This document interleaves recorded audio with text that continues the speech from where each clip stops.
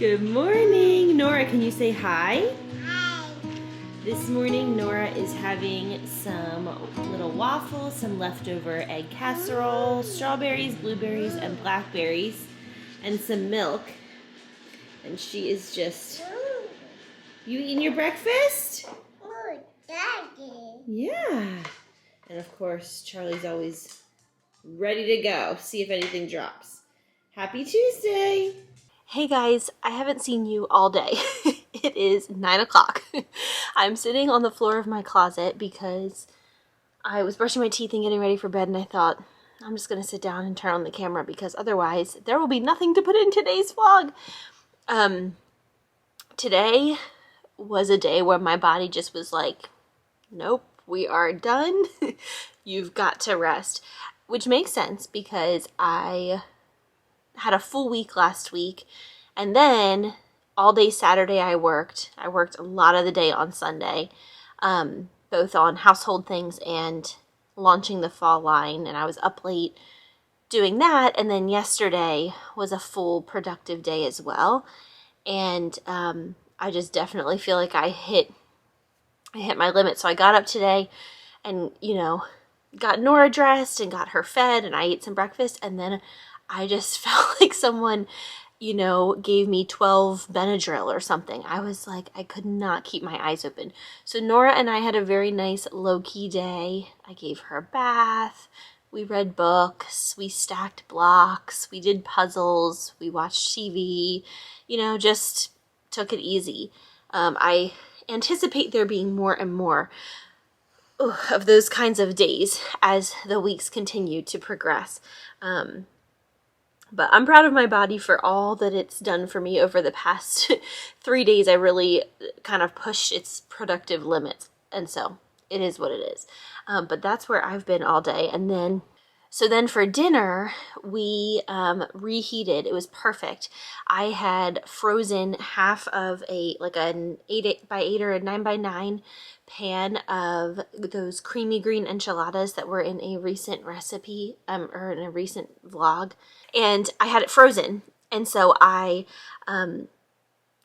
defrosted it today, and then we had a can of refried beans, and we heated up some corn because Nora specifically loves sweet corn. So we just had corn and some refried beans and a handful of tortilla chips. My brain is functioning on all cylinders, as you can see. And then some of those enchiladas. And so I'm always so grateful when I have a backup meal like that for days like today, because if you've been watching these vlogs, I had a whole meal plan and I had things planned for today, but it was just one of those days where I was not. And then Riley, even when he got home, he's the one that preheated the oven, put the enchiladas in, he did everything, set the table, he did the whole thing. I couldn't even be bothered. I actually fell sound asleep on the couch, REM sleep, while he was cooking dinner. And he was like, Blair? And I was like, I felt like I had just woken up after, hibernation. So physically it was a challenging day for me, but Nora was so low-key and so great today, and I am overly, amazingly, exceedingly grateful for that, because some days, of course, toddlers are high energy, they want to be doing something all day, and she was at my level today. She was into the puzzles and the books and the couch time, and I was very appreciative of that. I'm just really uncomfortable right now. I'm sorry. So that's the story of what today was. But what was fun was after dinner, a little while after dinner, I was like, can we go get ice cream? Riley was like, sure. Tell me you're pregnant. And so we went to Brahms, our favorite local ice cream place, and I got an entire banana split, which I haven't gotten a banana split in so long. The last time I had one was when I was newly postpartum with Nora, I believe. That would be the last time. I'm pretty sure that one banana split is enough for 3 days or something. It's massive. I took some footage of it, and I will overlay it here so you can get a glimpse of it. It was absolutely so delicious, but it was massive. But I remember craving it when I had first had her, and I had just started to breastfeed, and I just was so hungry, hungrier than I had ever been in my entire life as I was establishing my milk supply and getting into that whole world. And so I remember asking Riley, and like it was, early November, and him going out and getting me this like enormous banana split, and it was like tasted like it was sent straight from heaven. And I had a very similar experience tonight. I did split it with Nora. I gave her a bunch of the ice cream in it, but like, not gonna lie, your girl demolished a lot of it as well. It really like hit the spot tonight. So today was definitely like a kind of a weird low-key eat a banana split, lay on the couch kind of day. And I don't know exactly what tomorrow will bring. We have this like week break in between. Our nanny was originally supposed to start, our new one was supposed to start this week, and now she's starting next week. So we have kind of a week break, which has been like a huge gift to get all this extra time with Nora. The timing is a little challenging in terms of the fall line launch, but Riley has been fantastic. He's been playing around with his work schedule so that he's not having as much of a standard schedule, and he's some days going in early so he can come home later, and some days going in later, and some days taking longer lunch breaks, and just kind of like being around a little bit more so that he can spend extra time with Nora, and also just to help me out and help out around the house as things progressively becomes, a little more difficult, a little more difficult, a little more difficult. So that's that. I am feeling overall like thinking about going into another postpartum period. If you're new around here, my last pregnancy was in 2019 with our daughter, and I had a really fantastic, low risk, no issue pregnancy, praise the Lord, and a really solid, hard, challenging, but really good birth experience. But my postpartum period was like a dumpster fire. It was so hard. There was just every issue I can think of we dealt with. Between my physical healing and having to go and have a variety of procedures because I developed this weird scar tissue and like this whole situation. And then Nora had lip and tongue ties that were really, really severe. So we had to go get those revised and then reestablish breastfeeding. And then I got thrush for 6 months, and I was battling thrush. And then on top of really the hardest part of all of it was that I had really severe postpartum depression, and I could go on and on. It was just one of those really, really, really challenging times in my life, by far probably the most challenging in terms of just like trying to keep a precious little newborn healthy and alive while also somehow like keeping myself going, and it was really hard.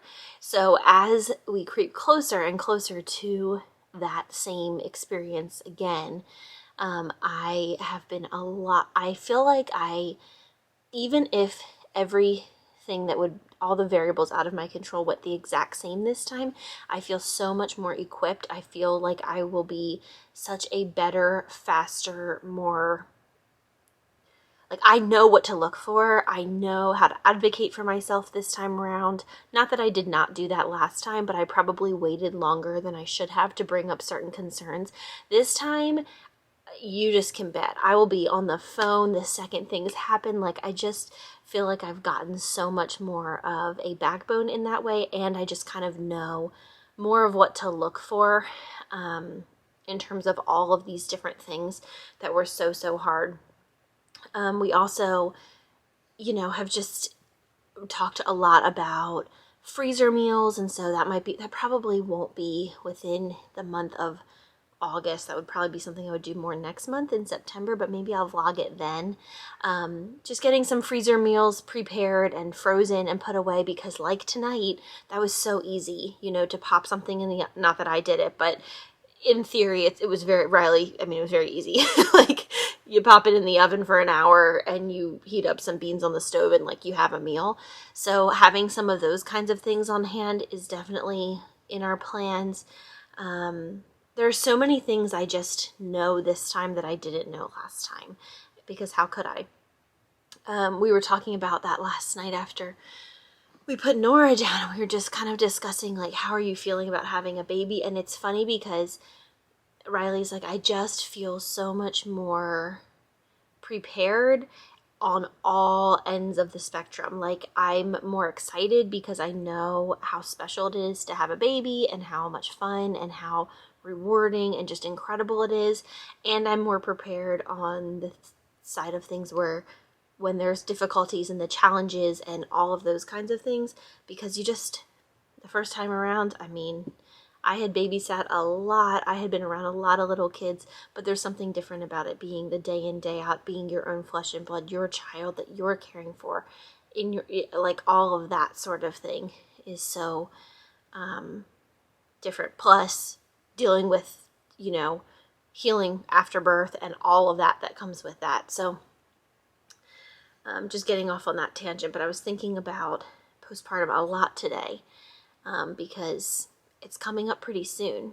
It's coming up pretty soon, and it was a really difficult, traumatic experience the last time, and so I'm doing everything in my power to make it something very, very different as far as I can control that this time. But like I said, even if it goes very similarly, I'm just really a lot more confident and a lot more aware, I think, of what to look out for, and you live and you learn, and I learned a lot. I would like to write some kind of like ebook, blog post series, something about preparing for postpartum, getting through postpartum, like things I wish I would have known, things I'm going to be doing differently this time. I don't think I'll probably have the bandwidth to do something like that before this baby comes, but maybe sometime in the next year. I really would like to share all of that sort of thing. I have had several friends who have gotten pregnant since my postpartum kind of wrapped up with Nora, which I feel like was in like February of 2020. So when she was November, December, January, February, 4 or 5 months old. And they have reached out to me and said, like, I know that you did not have an easy postpartum. What do you wish you would have known? And I have, like, so many things to say. So many things to say. So I'd like to, like, compile that somewhere just to try to help other women, because it's a really intimidating thing. And here's the thing. We prepare so heavily for birth. Most women do. Excuse me. I certainly did. I did the classes. I did the stretches. I did the, like, different movements every day to put the baby in the prime, optimal position. I prepared by hiring a doula. I practiced breathing exercises, and I had a successful unmedicated childbirth, which is what I personally wanted and was going for, and was able to, achieve what I personally wanted. And every woman wants something different, and every woman is absolutely entitled to whatever she wants in her birth. And we all spend time preparing, talking to our doctors, midwives, friends, and family, hiring the people that we want there, getting it all, like, we do that. And then the baby comes, and birth is, like, relatively short, a few days, a day, a few hours even sometimes. And then it's postpartum, and it's like this long tunnel, like this long, you know what I mean? It's just like a whole different animal. And I feel like it is talked about, like online and things, but I don't feel like, I don't feel like I had a good grasp on what it was going to be like. Like, I feel like I had a good grasp on what birth was going to be like. In the hardest moments of birth, in the most intense moments of birth, I still felt like I knew that was coming. I was not surprised by it. I didn't feel in any way shocked or like surprised during the labor and birth process, even in the hardest moments.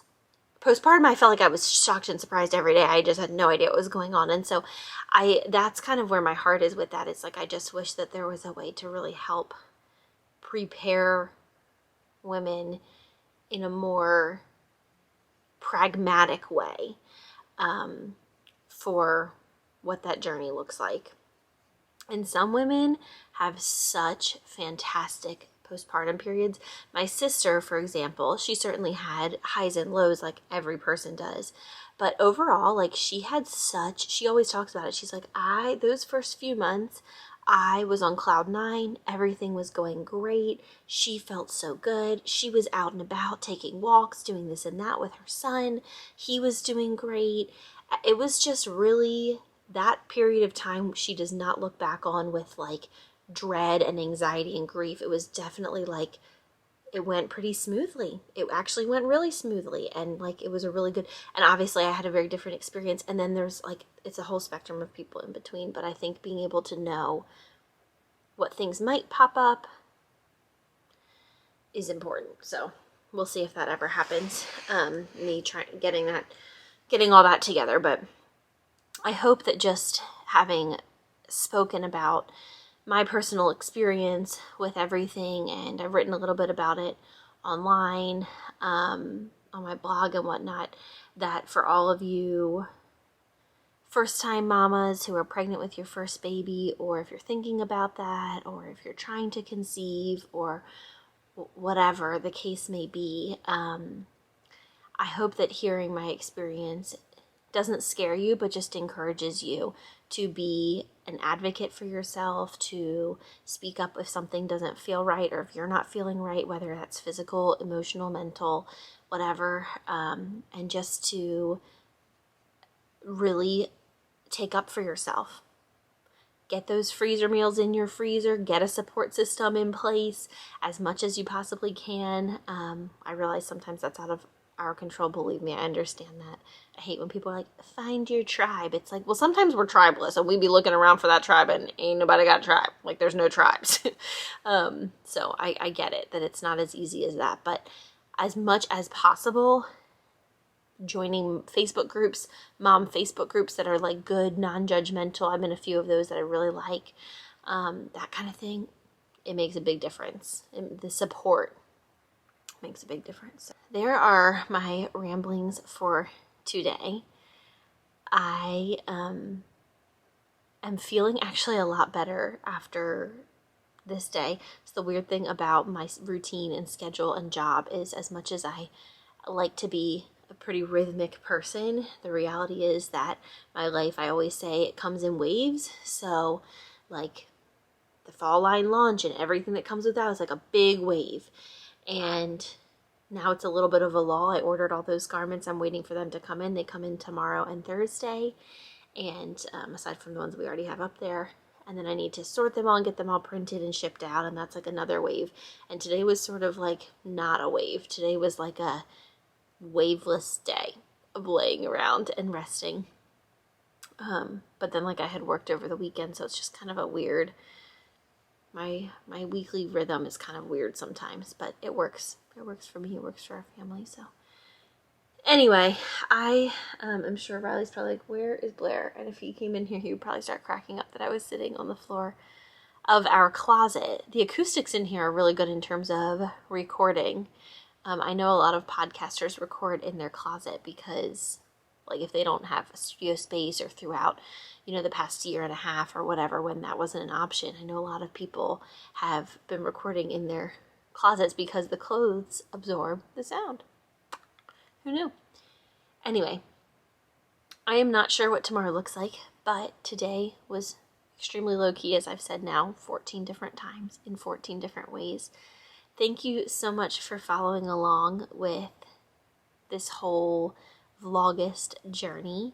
It's been really interesting, documenting day by day and just kind of seeing where I am and what's going on with everything. Because when I was doing Vlogmas last December, I had a lot more energy.